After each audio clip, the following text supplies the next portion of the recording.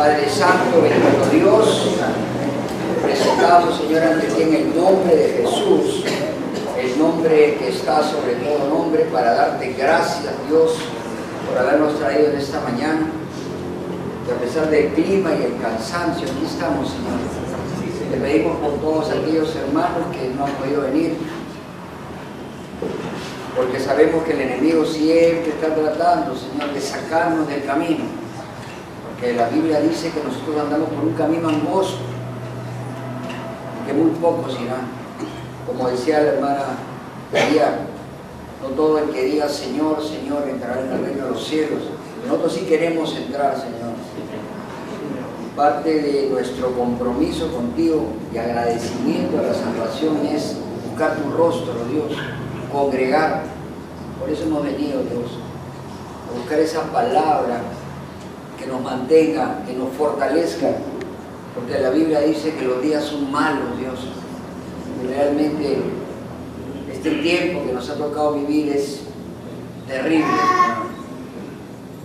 No solo es corrupto, perverso y apóstata, sino la economía, el gobierno, la gente, la violencia, Señor. Te pedimos protección, pero sobre todo te pedimos paz. La paz que sobrepasa todo entendimiento, para poder disfrutar de este mundo que tú creaste, Dios, hasta el último suspiro de nuestro cuerpo carnal, para luego poder estar en tu presencia por la eternidad. Gracias, Dios. Gracias por habernos sacado de las tinieblas a tu luz admirable. Los que tenemos tu Santo Espíritu entendemos la grandeza, Dios, la misericordia que has tenido con nosotros. ¿Qué hubiera sido de nuestra vida eterna si hubiéramos muerto antes de conocerte realmente, Señor? Oramos por todas aquellas personas que te están buscando, Dios, pero están en los lugares equivocados, siguiendo dioses falsos, Señor. Ayúdalos, Dios, así como nos iluminaste a nosotros, ilumínalos a ellos, Señor. Muchos de ellos, pero en realidad todos tenemos la Biblia, Señor, y en este tiempo no hay excusa para no seguirles. En el nombre de Jesús, amén, amén, amén. Asiento.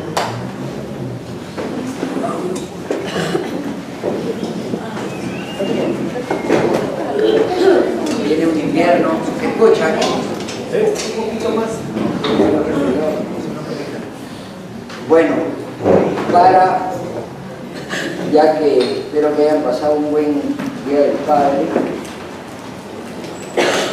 ya han pasado 2 semanas, vamos a hacer un pequeño resumen para entrar en el contexto de este libro de Gálatas. ¿Ok? Habíamos visto que Pablo escribía esta carta a las iglesias de una zona que se llamaba Galacia, donde algo había pasado. Habían llegado algunas personas y estaban predicando un evangelio falso. Y era bien interesante porque veíamos que a estas personas les había predicado Pablo. Sin embargo, habían llegado otras personas que, usando el argumento de que Pablo no era uno de los 12 apóstoles originales, no tenía autoridad para predicar, le habían dicho que él no había predicado el evangelio completo, sino que aparte de recibir a Cristo por fe, todos tenían que circuncidarse. O sea, había estado empezando a judaizar. Pero Pablo empieza la defensa del evangelio diciendo que solamente hay un evangelio, ¿correcto? Y que si cualquier persona, en cualquier tiempo, intenta agregarle o quitarle algo a este evangelio, es como si presentara un evangelio diferente y que no podía haber otro evangelio. Y lo terrible de todo es que dice que cualquier persona que predique otro evangelio que no sea el evangelio de Cristo es maldito, es anatema, y en la traducción original significa que está reservado para el infierno. ¡Qué terrible! Por eso cada vez que yo predico, le digo, Señor, que de mi boca salga palabra de Dios y no palabra de hombre, que no predique de mi cerebro, ni de mis emociones, ni de mi mente, sino que sea simplemente qué? Un canal. No sé si eso habrán leído los pastores que predican la falsa doctrina, ¿no? Está todo claro, y tienen la misma Biblia, y yo lo he escuchado infinitamente muchas veces que leen esto, pero parece que no han investigado. A mí me llamaba la atención porque lo repite 2 veces. Así que Pablo va explicando que nosotros solamente somos salvos por fe y que no podemos añadir ninguna obra ni recurso humano. De ahí es donde cae el problema de los encuentros y los reencuentros y de los pactos y de todas esas cosas que nos dicen, está bien, ahora eres cristiano, pero te falta esto. Ahora tienes que ir a un lugar a que te saquen demonios. Ahora tienes que diezmar, ahora tienes que comenzar a agregar cargas. El Evangelio en realidad deja de lado todas las obras, porque si fuera por obras la salvación, ninguno de nosotros iríamos al cielo. Eso tienen que tenerlo claro. ¿Significa que no debo hacer buenas obras? No. Significa que la evidencia de las buenas obras que hacemos ahora es porque hemos nacido de nuevo y ya no lo hacemos buscando algún tipo de retribución. Ayudamos porque nos nace, porque ya es natural para nosotros. Después vimos también la experiencia que había tenido Pablo en Arabia, ¿se acuerdan? En Damasco, cuando él recibe esta revelación y de ahí se va 3 años a Damasco y durante 14 años está predicando, y él predicaba un evangelio que él había recibido directamente de Jesús. Y de repente, después de 14 años, dice que Dios le dice, oye, anda y busca a los apóstoles. ¿Por qué? Porque en el fondo de su corazón él se preguntaría, ¿el evangelio que estoy predicando es lo mismo que están predicando los apóstoles? ¿Es el mismo evangelio que está predicando los que recibieron de Cristo? ¿No? Yo creo que hay mucho falso pastor y falso apóstol y falso profeta que se agarra a esto y dice, yo recibo directo de Dios. Pero recuerden que esto es un texto histórico. Es Pablo recibiendo. Nosotros no somos Pablo, no tenemos el llamado de Pablo. Entonces, ¿qué hizo Pablo? Fue a conversar con los apóstoles para comprobar si lo que él estaba predicando era correcto. Y eso es algo espectacular, porque demuestra la humildad de Pablo. ¿Se acuerdan que hablamos de la humildad que debe tener un cristiano? Y lo interesante y lo increíble es que dice que los 2 grupos estaban predicando lo mismo. Estaban predicando la gracia de Dios. Estaban completamente de acuerdo. Era el mismo evangelio, simplemente que era predicado a 2 grupos diferentes. Por un lado, Pedro predicaba a los judíos, mientras que Pablo predicaba a los que no eran judíos. Pero la prueba de que era el mismo evangelio eran los resultados que se estaban obteniendo, ¿no?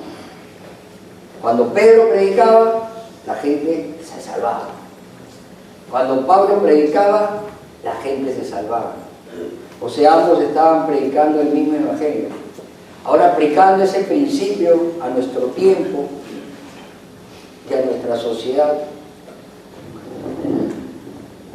yo creo y veo que la prueba real de una verdadera predicación es la conversión de las personas.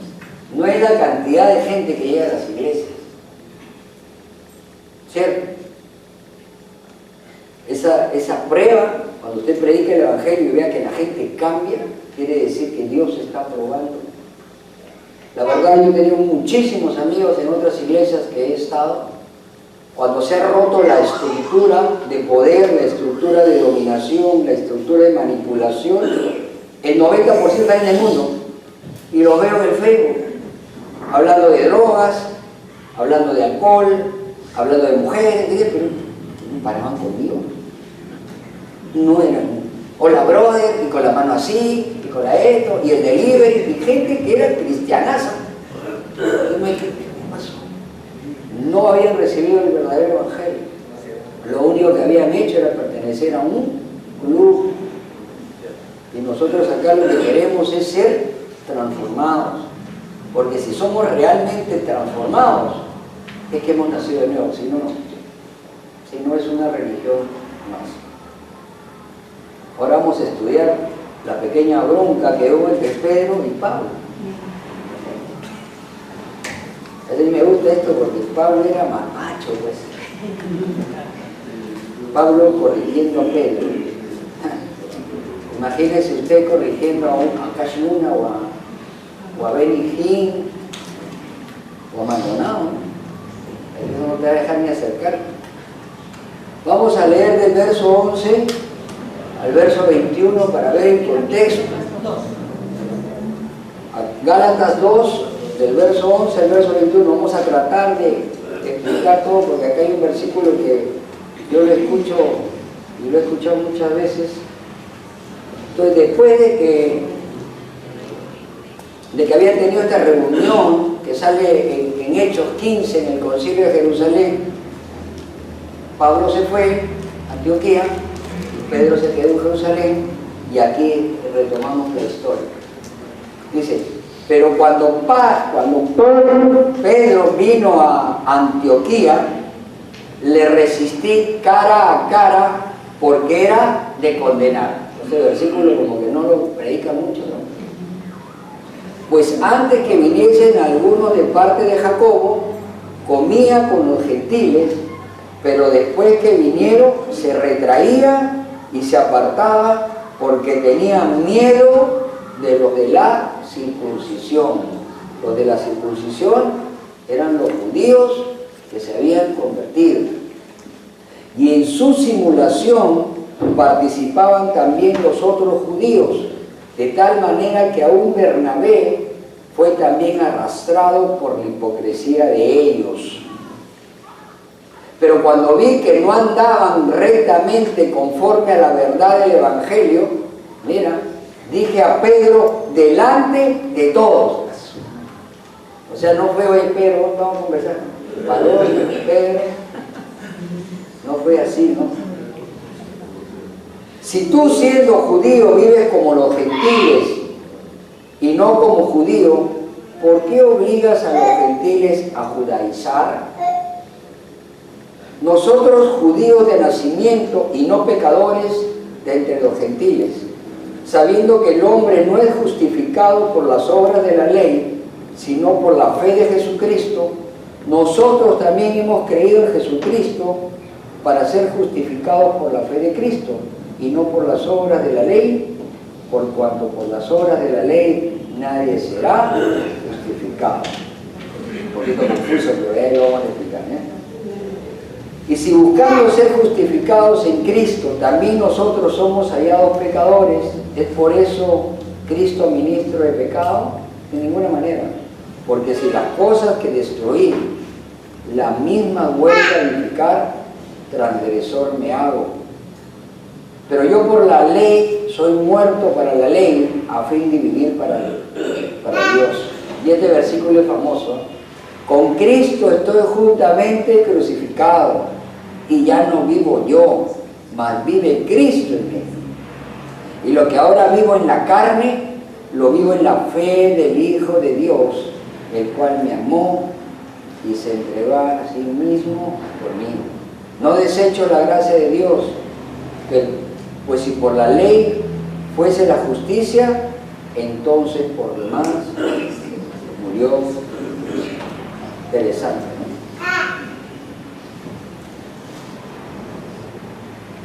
Acá empieza diciendo que cuando Pedro vino a la ciudad de Antioquía, Pablo se enfrentó con él y le dijo que no estaba bien lo que hacía. ¿Por qué? Pues antes de que llegara un grupo de judíos a Antioquía, de Jerusalén, ¿no?, de parte de Jacobo, de parte de Santiago, Pedro comía con los cristianos que no eran judíos. Pero en cuanto llegaron los judíos, dejó de hacerlo. ¿Por qué? Porque les tenía miedo, porque les tenía temor. Es bien interesante, ¿eh? El temor.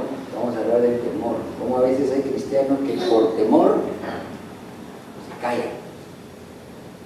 Después de la reunión en Jerusalén, Pedro visitó la iglesia gentil de Antioquía, donde Pablo y Bernabé ministraban. ¿Quiénes eran los que estaban a cargo? Pablo y Bernabé. Eso lo vemos en Hechos 15, 35, para ver dónde estaban Pablo.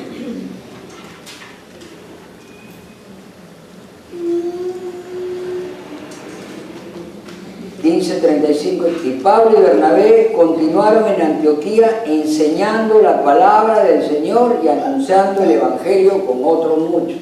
Entonces, Pablo y Bernabé estaban juntos en Antioquía y llega Pedro. Entonces, cuando llegan ahí, Pedro se sienta a comer con los gentiles.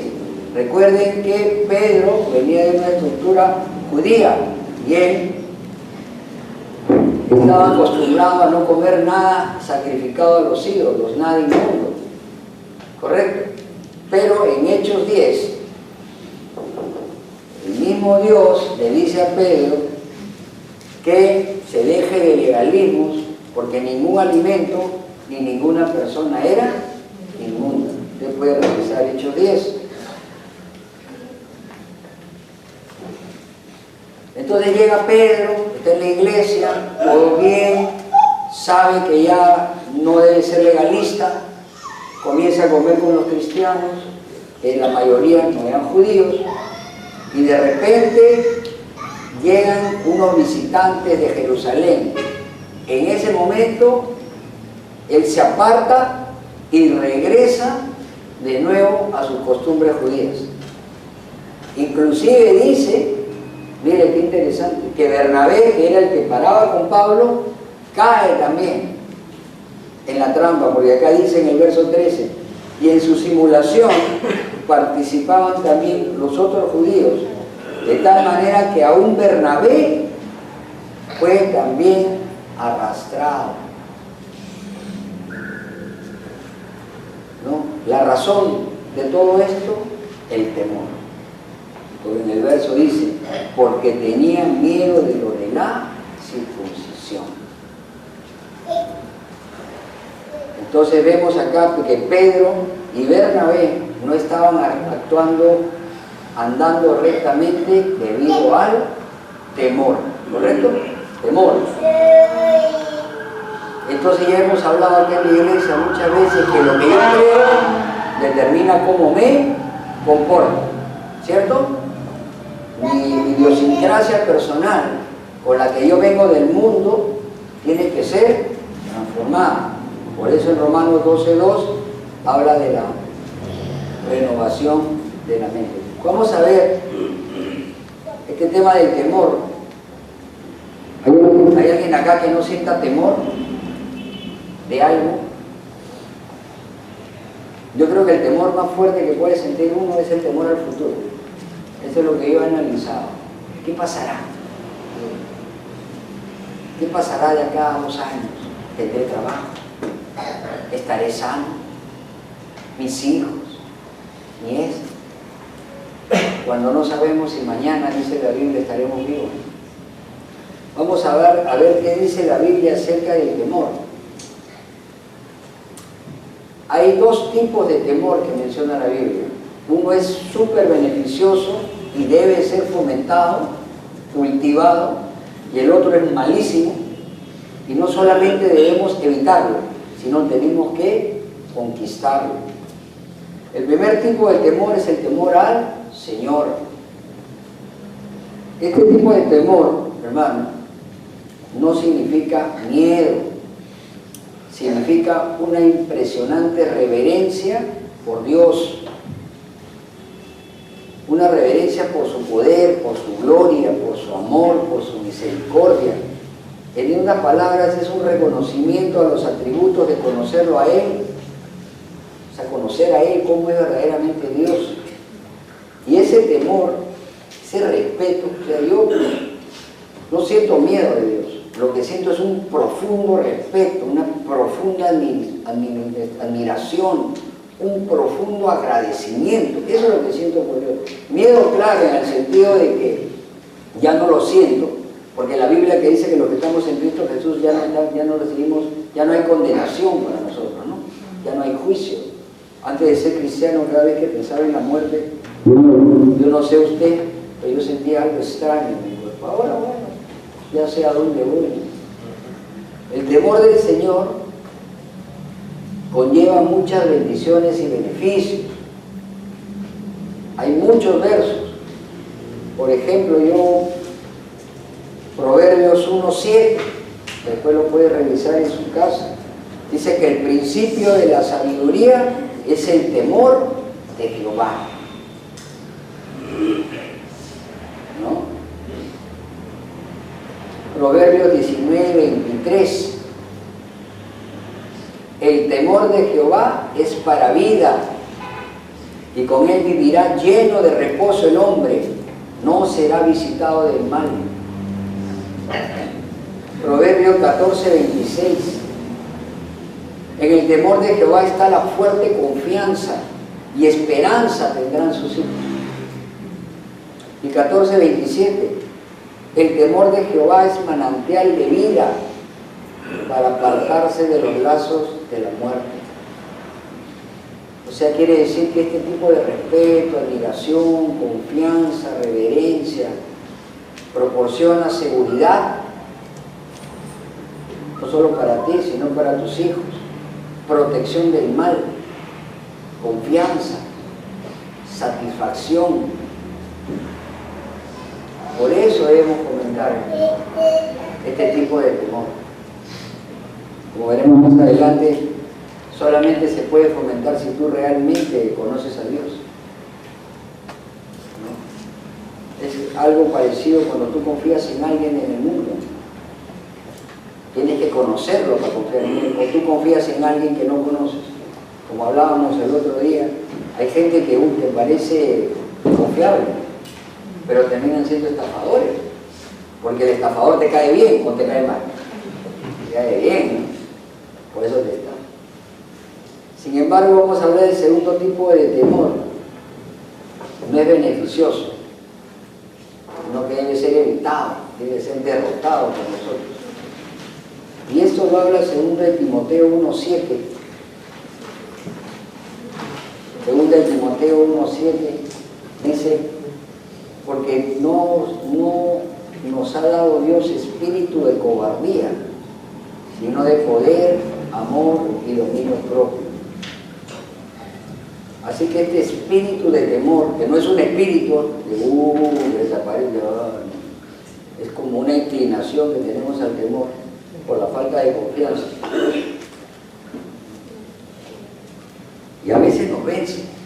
Si somos conscientes, hay momentos en que todos nosotros sentimos duda, y al sentir duda sentimos temor de las circunstancias de nuestra vida.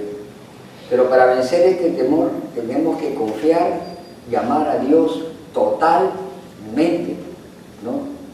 Primera de Juan 4:18 dice: en el amor no hay temor, sino que el perfecto amor echa fuera el temor, porque el temor lleva en sí castigo,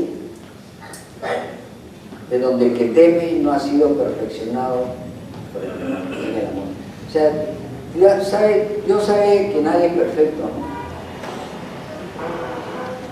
Comenzando desde el libro de Génesis hasta el último libro del Apocalipsis, siempre encontramos la palabra no temas, no temas, no temas, ¿sí o no? Isaías 41:10 dice algo así: no temas porque yo estoy contigo, no desmayes porque yo soy tu Dios, que te esfuerzo, siempre te ayudaré, siempre te sustentaré con la diestra de mi justicia. Mira, estos versículos uno los debería saber de memoria. Mismo Jesucristo en Mateo 10:31 decía: así que no temáis, más valéis vosotros que muchos pajarillos.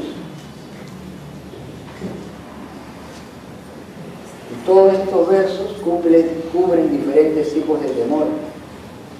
Dios nos dice: no temas estar solo, estar demasiado débil, no ser escuchado por tus necesidades físicas. Y durante el estudio de la Biblia uno va escuchando cómo Dios va hablándote de todas las áreas de tu vida. Pero sin embargo, el no temer depende de nosotros. ¿Sabes por qué? Depende de poner nuestra confianza y nuestra fe en Dios. En el Salmo 56:11 dice: en Dios he confiado, no temeré. ¿Qué puede hacerme el hombre? Acá lo que está diciendo, a pesar de lo que suceda, yo temeré, no temeré. Entonces, ¿cuál es la clave? La clave es tener una completa y total confianza en Dios. Y eso solamente viene de conocer a Dios. El libro de Job nos enseña mucho de eso. Una vez que usted aprenda, hermano, y en eso estamos todos, a confiar en Dios realmente, totalmente, porque yo conozco a algunas personas que realmente tienen un nivel de fe que yo me asombro. ¿Cómo creen en Dios? Y tú ves que su vida está perdida, y de repente te vuelves a encontrar con ellos y te cuentan el milagro. ¿No? Así que para confiar en Dios tienes que conocerlo. Y la única manera que lo conozcas a Dios no es en oración, estudiando la Biblia. Es comenzando a cambiar tus pensamientos acerca de Él, sabiendo que Él es todopoderoso, sabiendo que Él es soberano, sabiendo que Él tiene el control, pero a veces te deja pues que tú hagas. Porque si Él tuviera el control total, nos evitaría muchas cosas, pero a veces Dios, Él tiene el control, nos mira y dice, bueno, hazlo a tu manera, te deja el libre albedrío. Lo conoce como la voluntad permisiva de Dios, para que después tú reacciones. Claro, para los cristianos, pero para el mundano está fuera de ese tipo de cobertura. Así que yo sé que todos nosotros, de alguna manera, tenemos temores y hay que vencerlos. Hay que hacer una práctica que yo siempre hago cuando me entra el temor, porque no creas que no me entra el temor, a veces me entra el temor. Comienzo a pensar, ¿a qué le hago caso? ¿A la circunstancia o a la palabra? Es fácil teóricamente decir la palabra, ¿no? Todos dicen la palabra, pero a la hora del olor se está mirando la circunstancia. ¡Ay! Y comienzas a... ¿O no? ¿Cuándo será el día que realmente creamos así? A la palabra. Es un proceso. Hay algunos comentarios de estos 3 versículos que quiero hablarles a ustedes antes de seguir. Aquí lo que estábamos viendo es que de alguna manera, ¿no? Pedro, ¿qué hizo? Empezó a discriminar a los cristianos gentiles. Y en una iglesia cristiana no puede haber discriminación de clases, no puede haber acepción de personas. En la presencia de Dios, la comunión, nosotros estamos acá juntos porque tenemos algo en común que nos une. ¿Qué cosa es? Jesucristo, ¿cierto? Por eso estamos acá. A nosotros no nos une que seamos del colegio de ingenieros, ni del colegio de empresarios, ni estudiantes de la universidad, ni que seamos chinos, ni que seamos africanos, no. Para la iglesia, las clases sociales, las clases económicas, las clases culturales quedan afuera, porque lo único que nos une es Cristo. Y es bien interesante cuando voy a hacer el estudio sobre la comunión, porque el Espíritu Santo que me decía que Cristo no solamente había venido para reconciliarnos con Dios personalmente, sino para reconciliar a toda la humanidad. para que todos seamos unos otra vez. Qué interesante, ¿no? Y eso es lo que se ve en una verdadera iglesia cristiana. No hay discriminación. ¿Hay iglesias discriminantes? Las hay. Hay iglesias donde las mujeres se sientan por allá y los hombres se sientan por acá. Hay iglesias donde los empresarios se sientan adelante y el misio se sienta atrás. Hay iglesias donde hay células de empresarios. ¿Por qué? Porque ahí les van a sacar más billetes. Bueno, ¿no? Donde la hermana que habla, la hermana que viene así todo humilde con su pollera, o ponla por allá. Pero la que viene con su joya, pues ponla por acá. Aquí, como ven, no hay ese tipo de cosas. Entonces Pablo vio que había esta discriminación. Ahí está el asunto. Digo, ¿este está discriminando? ¿Y qué hizo? Voy a tomar acción. Voy a contrarrestar esa división que estaba empezando a darse en la iglesia. ¿Hay divisiones en las iglesias actualmente cristianas? Las hay. Desde el momento que hay liderazgo ya hay división, porque ya hay dos grupos. Hay los ungidos y, ¿cómo nos decían? Las ovejas. Ovejita, me dicen, no estoy viejito y veo, ¿no? Hermano, ¿no? Y acá lo que usted puede ver es que no influía el hecho que fuera Pedro el que estaba metido en el tema. Era algo que estaba mal y Pablo lo iba a corregir. ¿Cuántas veces usted ha podido corregir a un pastor de una de esas iglesias? Posible. Primeramente porque es más fácil llegar a Dios que el pastor. El pastor no llega. No llega. Yo lo intenté. En todos los años que estuve en la iglesia antigua, la única vez que pude hablar con el pastor fue cuando me iba. Ahí me llamó y me floreó. Ya te chapé, ya te puedes meter en la Biblia. Y me hizo ir. Un hombre famoso nunca puede justificar una posición errada. Acá nos muestra cómo un hombre firme en sus convicciones puede poner orden y regresar a la iglesia al camino correcto. ¿Correcto? Así que si usted en cualquier momento ve que yo me desvío, ¡pum!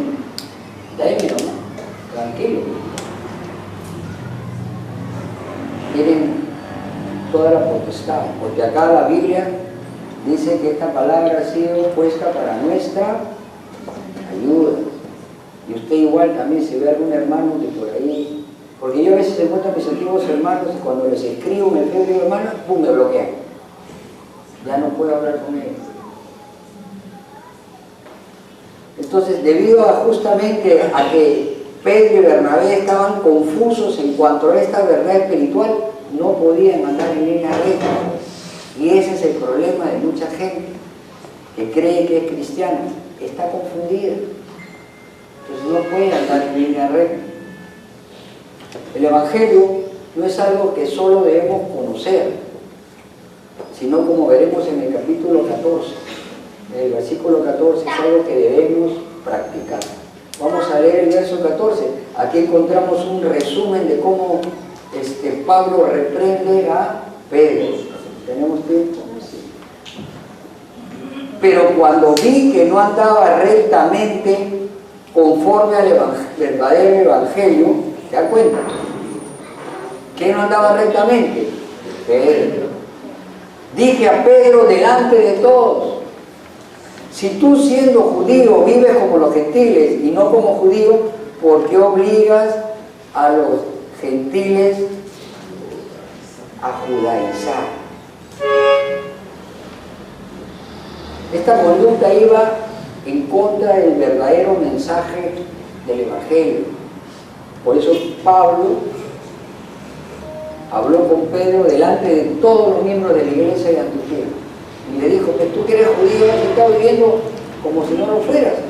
¿Por qué entonces quieres obligar a los no judíos ahora a vivir como si fueran? Regresamos. Y esto me hace recordar ese famoso versículo de Lucas 11:46, cuando Jesús le decía a los fariseos: hay también de vosotros intérpretes de la ley, porque cargáis a los hombres con cargas difíciles de llevar y vosotros ni siquiera tocáis las cargas con uno de vuestros dedos, ¿no? Yo me acordaba de esto y me acordaba las cargas que nos ponían en las otras iglesias. ¿Qué tal es carga? Tiene que traer gente. Este es el versículo Lucas 11:46. Usted no puede poner carga sobre la gente que usted no lleva. Salvador, hay que traer gente al culto. Salvador, este fin de semana tiene que ir al encuentro. Porque los demás hermanos se corrían. No, tiene que ir. ¿Sabe qué? Tiene que ir a predicar a tal lugar. Ya, pastor, para el pasaje. No, honra a Dios. Ay, usted no va. Una vez me quisieron mandar a un lugar difícil, peligroso, yo no voy a ir, pero Dios te va a guardar, yo no voy a ir. ¿Y si me matan? Porque hay que ser sabio, ¿no? O sea, siempre poniendo carga. Ellos sí iban a los lugares bacanes, a los protocolos, pero a nosotros, recordando con Cintia los benditos celugramas. Pobre mi mujer que se tenía que amanecer toda la noche y encima llevar celugramas y te hacían mentir. O sea, la pastora era mentirosa. Quería decir que ponían carga y que nos habíamos agobiado. Acá no hay carga más que usted estudie la palabra. Yo no lo estoy llamando, no estoy diciendo que traiga gente, ni diciendo que traiga un encuentro, ni nada de esas cosas. Porque ni yo traigo, pues, ¿cómo lo voy a traer? Yo traigo, invito, pero no estoy atrás.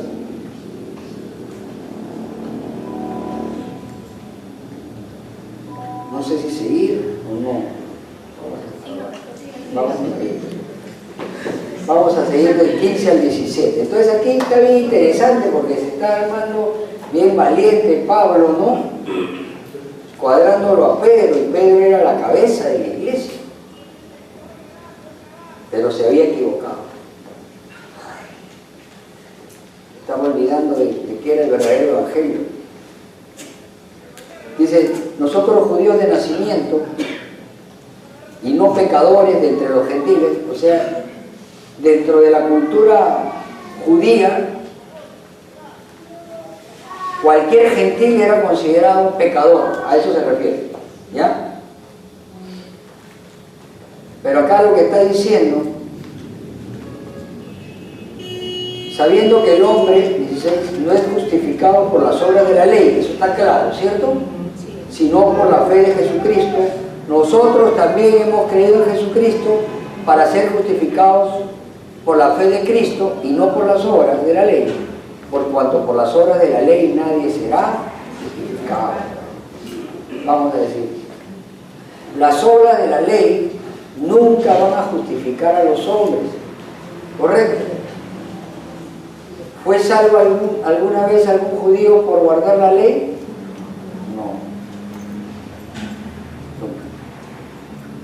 Si hubiéramos sido nosotros, pudiéramos haber sido justificados siendo católicos ante Dios, cumpliendo el catequismo, por gusto hubiera muerto Cristo, ¿no? ¿Cuál es la raíz del asunto de acá? Se estaba posponiendo una decisión que no se podía aplazar por mucho tiempo. En el concilio de Jerusalén, como se había reunido Pablo defendiendo a los gentiles, diciendo, oye, ¿sabes qué? Para ser cristiano no tienes que circuncidarse, pero había unos judíos que venían con toda esa prepotencia, esta soberbia de ser el pueblo elegido de Dios, de los circuncidados. No, se había decidido un arreglo, y en todo arreglo siempre hay discordia, ¿no? ¿Qué había pasado? La decisión que habían tomado en Jerusalén era que los judíos seguirían viviendo como judíos, observando la circuncisión y la ley, pero los gentiles eran libres de esas obligaciones. Y estaba claro que no podía seguir así esto. ¿Por qué? Porque se estaban formando dos tipos de cristianos diferentes, dos clases distintas dentro de la iglesia. ¿Sí o no? A este punto se había llegado. Y no podía ser verdad que los gentiles llegaran a Cristo a través de la gracia, mientras que los judíos llegaban a través de la ley. Para Pablo había una sola realidad, la gracia. Y era aceptando esa gracia como los hombres tenían que llegar a Dios. ¿Se dan cuenta que desde el principio de la iglesia siempre el hombre mete la mano para malograr todo? Increíble, ¿no? Por eso que le dice, oye, más adelante veremos, ustedes que empezaron en la gracia, ahora quieren regresar a la ley.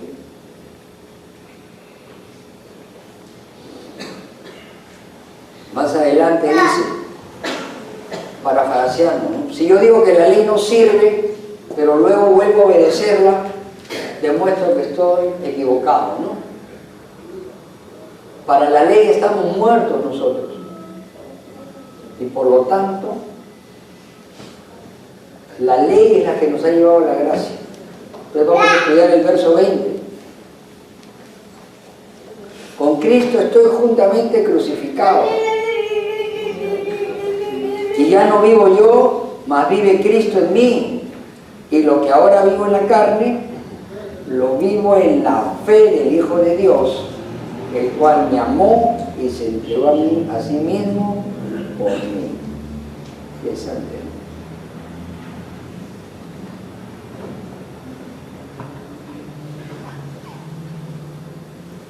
Vamos a ver cómo lo definimos esto para entender.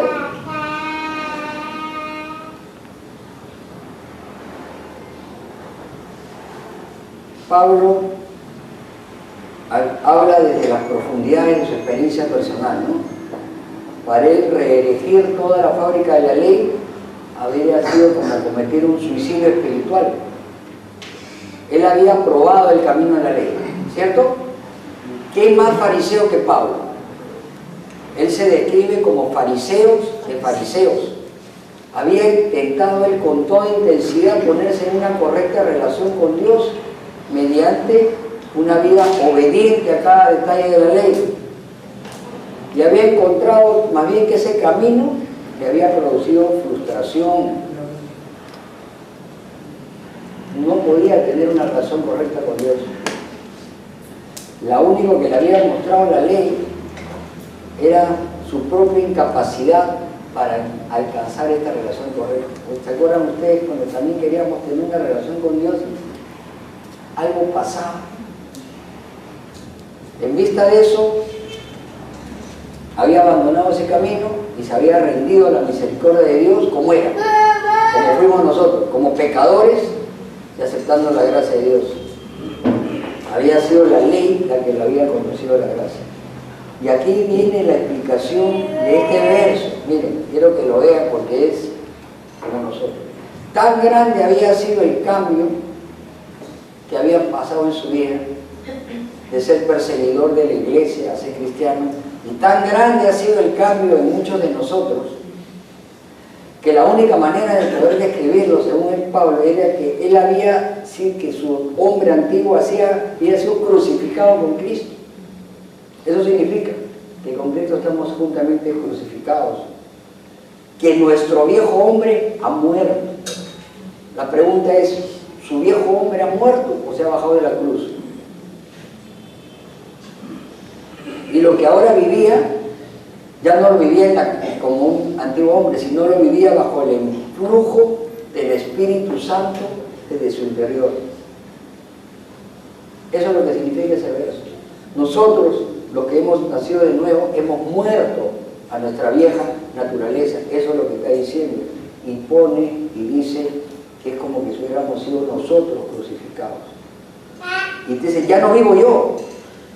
O sea, ya no vive el ser antiguo. Sino, dice, lo que ahora vivo en la carne, lo vivo en la fe. Eso significa lo que vivimos ahora, los que somos cristianos verdaderos, ya no vivimos bajo el influjo de la antigua naturaleza. Ahora vivimos bajo el influjo del Espíritu Santo. Cada uno, algunos se dejan influenciar más que otros, porque todavía libre albedrío. Si nosotros pudiéramos ponernos en una correcta relación con Dios por cualquier camino que no fuera la gracia de Dios manifestada en Jesucristo, si nosotros pudiéramos ganar nuestra salvación por nosotros mismos, entonces la muerte de Cristo hubiera sido en vano. ¿Para qué? Cristo ha hecho por nosotros lo que nosotros nunca podríamos haber hecho: alcanzar perdón y salvación. Eso es lo que significa. La pregunta que debe hacerse usted: ¿está juntamente crucificado con Cristo? Ese viejo hombre, esa vieja naturaleza ya murió. El proceso en que se está notando esto se da. Porque ahora conversaba con un hermano que me hablaba de su esposa, sirve en la iglesia, para con los pastores, sin embargo a él lo maldice, lo insulta, habla peor que una persona de la calle. Entonces, ¿es cristiana? ¿Perdona? ¿Sabe lo que es perdonar? Yo creo que no ha nacido nuevo, porque nosotros los cristianos tenemos, como dice, una guardia en la boca, ¿no? De vez en cuando se nos sale, pero ya no practicamos eso. A mí me gustaría hablar un poco sobre el legalismo, pero quería hablar un poco más mejor de cuál es la ley de Cristo, porque en la Biblia hay una ley. Dice Gálatas 6:2, después vamos a ver. Gálatas 6:2. Sobrellevad los unos las cargas de los otros y cumplid así la ley de Cristo. O sea, Cristo tiene una ley también. ¿Qué es exactamente la ley de Cristo? ¿Y cómo se cumple al sobrellevar las cargas de los otros? En realidad no se define mucho el tema de la ley de Cristo, pero en Marcos 12, del 28 al 31, está la ley de Cristo. Esto es lo único que nosotros debemos cumplir. Marcos 12,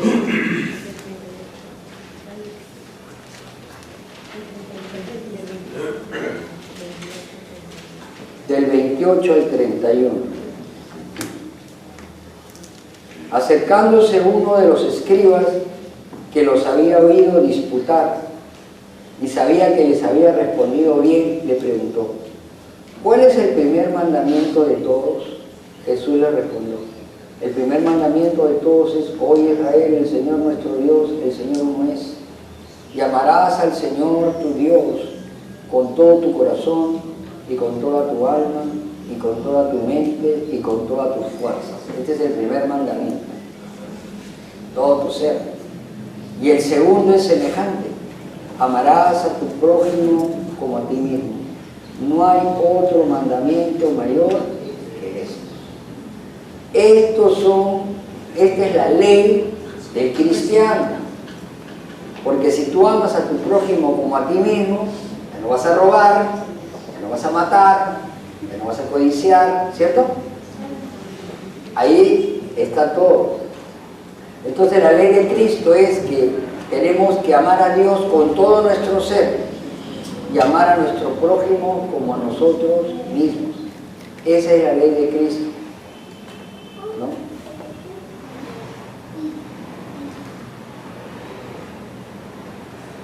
Si de los cristianos verdaderamente obedeciéramos estos dos mandamientos, estaríamos cumpliendo todo lo que Dios requiere de nosotros, todos.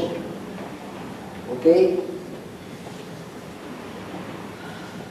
Cuando reconocemos el valor del sacrificio de Jesús en nuestro nombre, nuestra respuesta, ¿cuál tiene que ser? Amor, gratitud y obediencia.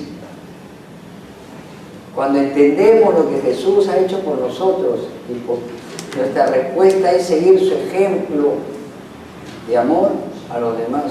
Lo que pasa es que hay cristianos que son cristianos ya me salvé, ya ves tú, volteo y estoy, parece que se hubieran olvidado cómo eran antes. Nuestra motivación para no pecar no es el temor al castigo, tiene que ser un deseo de amar, de respetar a Dios. O sea, ¿cómo respeto a Dios yo de verdad? Obedeciendo sus mandamientos. ¿Cómo te respeta un hijo a ti, padre, madre, de verdad? Obedeciéndote. No diciéndote, mamá te quiero, y después me escapo por la ventana a ver a mi papá. ¿Cuántos han hecho eso? Yo no podía porque vivía en un edificio.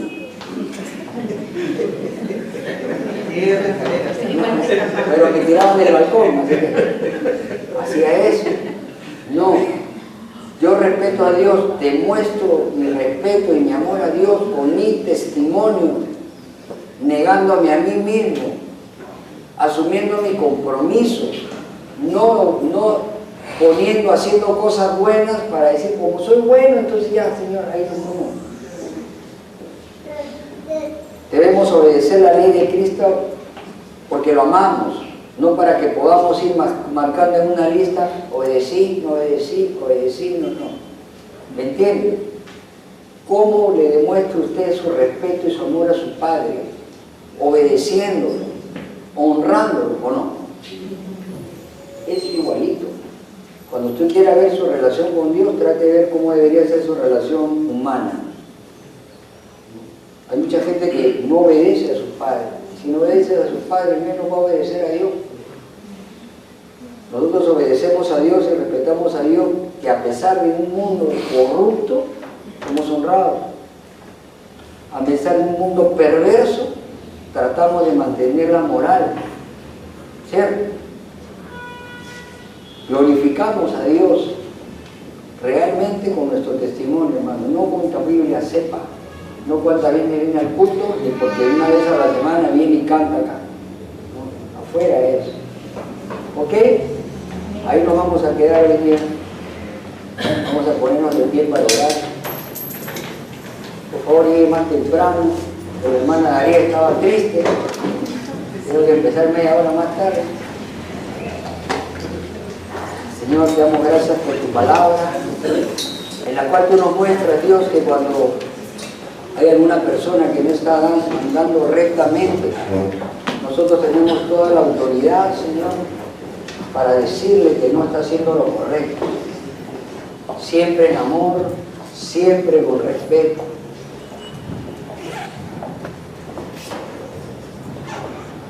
Gracias, Dios, por tu palabra, porque hoy día nos has dicho algo muy concreto a todos nosotros, que no tenemos que temer, que si tememos es porque aún no te conocemos, y que depende de nosotros que ese temor se vaya diluyendo con el tiempo. Depende ya de nosotros, porque hay muchas promesas en la Biblia de no temer. Habla de la oración para tener la paz que sobrepasa todo entendimiento. ¿Cuántos de nosotros practicamos la oración cuando estamos en algún problema? Y hay una promesa que la oración traerá paz en nuestro corazón y en nuestra mente. Yo te pido en el nombre de Jesús, Señor, que pongas en todos nosotros el querer como el hacer, el estudiar tu palabra, Señor, porque la Biblia dice, que Jesucristo mismo nos dijo, escudriñad tu palabra, porque en ella está la salvación. Que nos concentremos más en las cosas del cielo que en las cosas del mundo. Te pedimos, Dios, que nos ayudes a sobrellevar nuestras cargas. Vivimos en un mundo donde tenemos que trabajar, tenemos que salir adelante por nuestros hijos para poder suplir nuestras necesidades, Señor. Ayúdanos, Dios. Danos esos trabajos, Señor, que nos permitan realmente dedicarle más tiempo a tu palabra, Señor. Te lo pedimos en el nombre de Jesús. Te pedimos hoy día gracia y favor, misericordia de lo alto, Dios. Ayúdanos, Señor. Nosotros no declaramos, ni decretamos, ni te ordenamos, nada, Señor. Porque nosotros en realidad no merecemos nada. Por eso como congregación hoy oramos, Dios, por sanidad. Oramos por buenos trabajos. Oramos por hijos obedientes, Señor. Toca sus corazones, Señor. Oramos por nuestras familias que aún no se han convertido, Señor. Ayúdalos, Dios. Ilumina su entendimiento.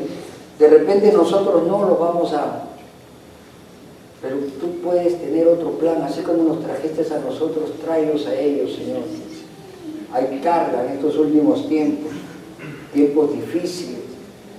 Nos acercamos, Señor, a tu segunda venida, nos acercamos al momento del arrebatamiento y el tiempo de la tribulación es terrible, va a ser espantoso. Y no queremos que ellos se queden, Dios, porque van a sufrir. Y tal vez no van a tener la fortaleza para declarar a Jesús como su Rey y Salvador. Gracias te damos, Dios, por habernos traído a este lugar. Yo te pido, Dios, como pastor de esta congregación, que tú bendigas a cada uno de los que han venido, Dios, y a los que no han venido también. Ellos tienen anhelos en su corazón, Señor. Dale las herramientas, ábrele puertas, Señor, para que puedan vivir esa vida, pero que cumplan Mateo 6:33, que busquen primeramente tu reino y tu justicia para que todo el resto les sea añadido. Perdónanos, Dios, porque somos pecadores, pero aquí estamos, Señor, como dice la palabra, que la sangre de Cristo nos lave y nos limpia de todo pecado y de toda maldad. Ayúdanos, Dios. Te lo pedimos en el nombre de Jesús.